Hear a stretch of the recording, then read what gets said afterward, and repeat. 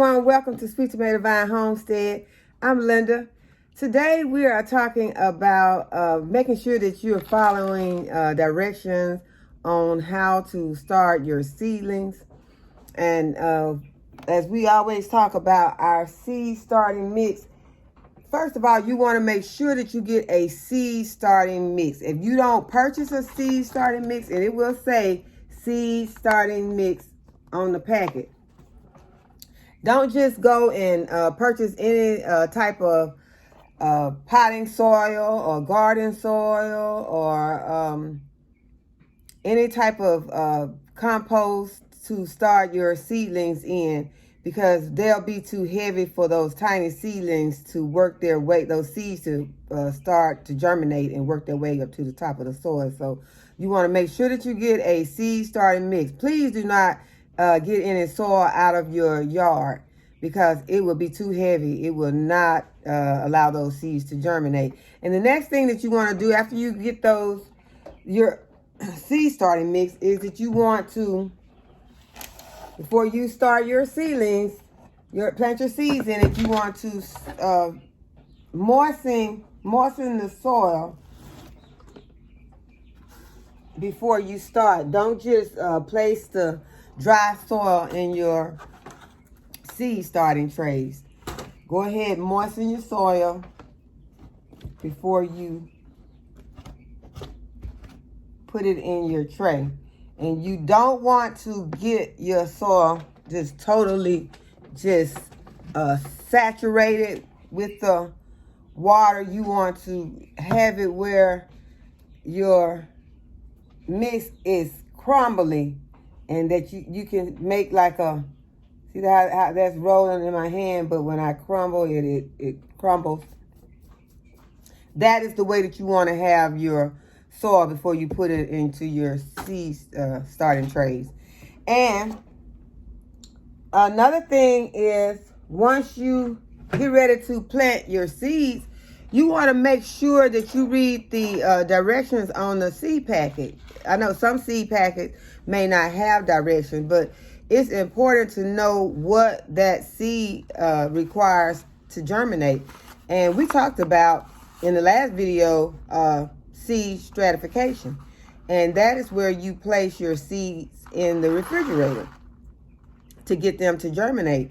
And some seeds can take up to 6 weeks to get stratified before you'll be able to go ahead and plant them into your seed starting tray. Well, today I have another seed, and this is sweet pea. These are sweet peas, and sweet peas are really beautiful flowers. They are scented. They like to climb. So if you got an area that has a beautiful trellis, or you can just stake them up on some sticks and make it like a teepee, and let those, you have to train them around them and let them climb.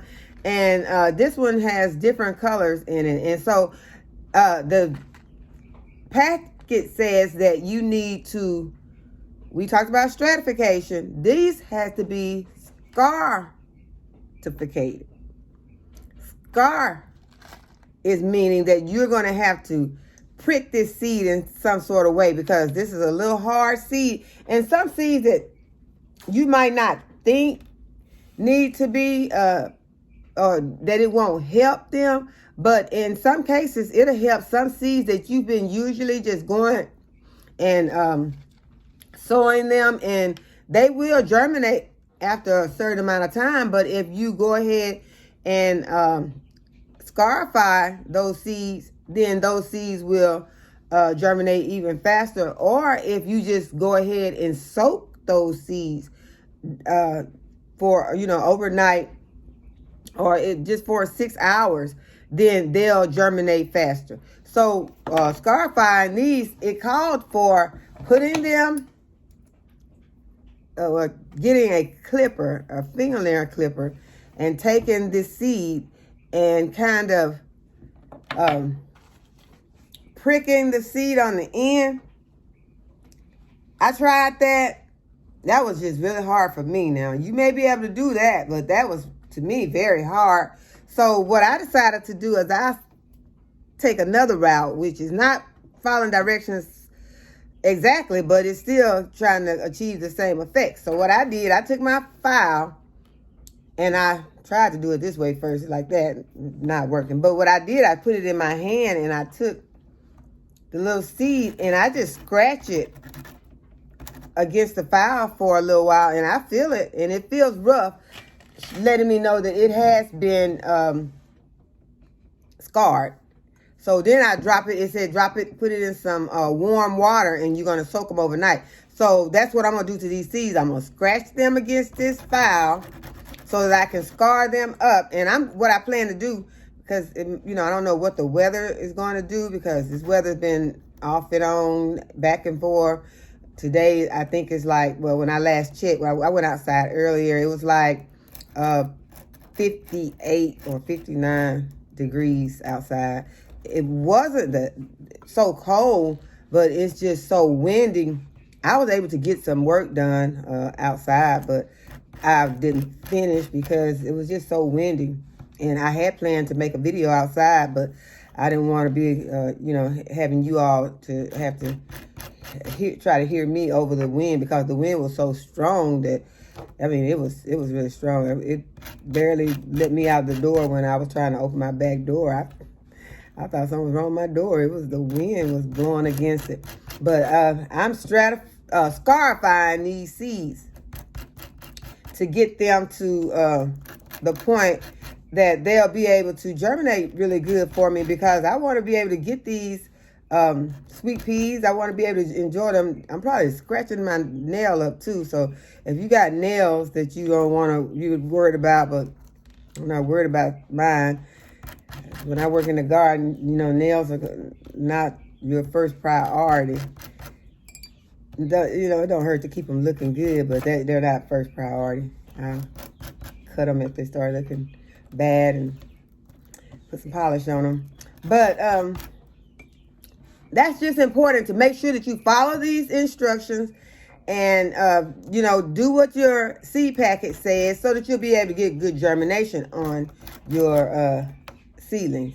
And like I said, I plan to go ahead and put these in the greenhouse. I'm gonna plant them tomorrow after 24 hours. I'm leaving them overnight, and then tomorrow I'm going to plant them. But what I'm going to do is I'm going to start them in my greenhouse. So I'm not going to take them directly outside, because what the seed packet says to do is soak them 24 hours and then direct sow them outside. So that lets you know that you can go ahead and they're ready after that 24 hours. You can go ahead and sow them, but that means if your weather is allowing. So like I said, this weather has been kind of tricky around here. So I don't want to just take them out and put them in the weather, and then they germinate quickly and a frost come and kill them. So we're going to leave them in the greenhouse and let them grow there. And then I plan to put them still in a pot, because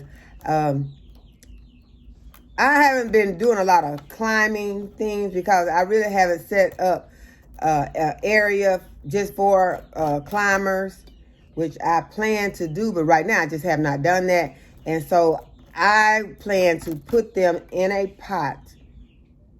And as I said, do the TP with the stakes and train them around it so that I can be able to enjoy them. Because what we need to start doing right now is thinking about our pollinators.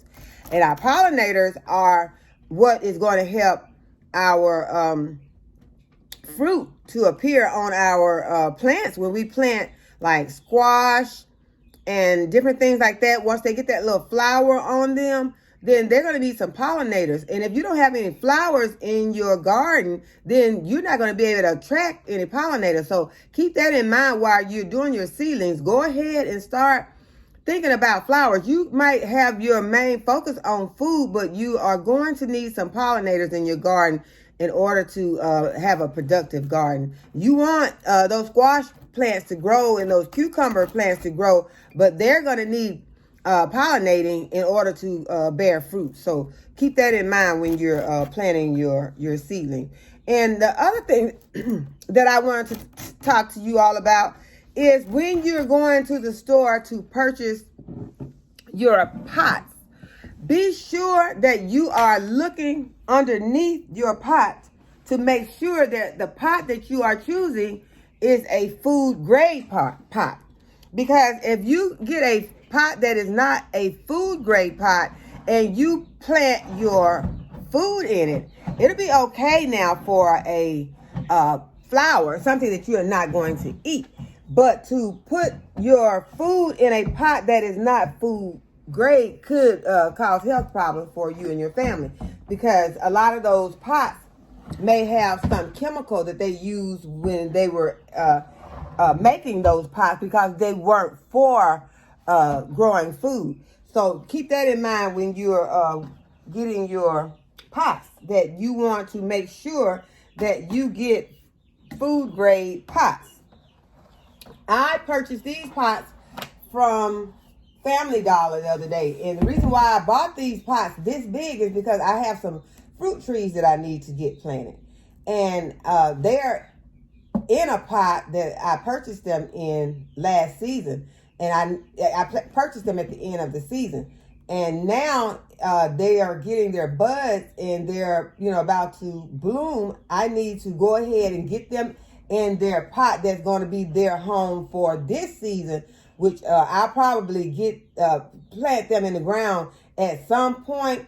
But for this season, they're probably going to end up staying in this pot. But the pot, I got this pot, as I said, from Family Dollar. The pot was $15. I don't know if you can see that, if I got it backwards. It's $15. But the pot has this symbol on it. And that symbol is what you're going to be looking for. And that one has a 2. That is not the only number that a food grade pot will have on it. But that's one of the numbers. So do your research to see which pots will have what numbers are allowed on food grade pots, to make sure that when you're purchasing your pot that you'll be getting something that you're going to be, it's going to be healthy for you and your family to put your food in. Now, some of the other pots you might want to purchase, if you're growing flowers in them, that'll be fine for flowers. But for your edibles, you want to make sure that you have a symbol like this underneath your pot. And that way you'll be sure that you are keeping your family safe and healthy. So those are the things that I wanted to talk to y'all about. And go out there, if you have a Family Dollar in your area and you want to get some of these pots, I suggest you go ahead and get them, because these are not going to last long for $15. And look at how much, how much space is in there, and you'd be able to grow a fruit tree in here. This is going to be perfect for a fruit tree. I'm going to have to drill some good drainage holes in the bottom, but it's going to be perfect for a fruit tree. And it'll also be perfect for, if you could put something else in the bottom, like some old logs or something like that. And because it has a lot of space, that's a lot of space to fill with potting soil. I'm going to have to fill mine all the way with potting soil, because I need room for my tree roots to, grow. But for growing some a tomato plant with some basil and some pepper, I think there'd be room enough maybe for at least for the basil and the tomato plant, because tomato plants are heavy feeders, and tomatoes and peppers, they're both heavy feeders. So you might not want to put both of them in this same container, but basil and a tomato plant would be perfect in this pot.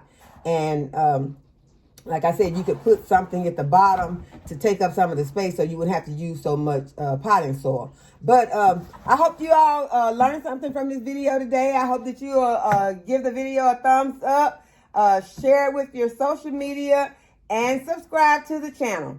And as always, I hope you have a great day, and I'll see you in the next video.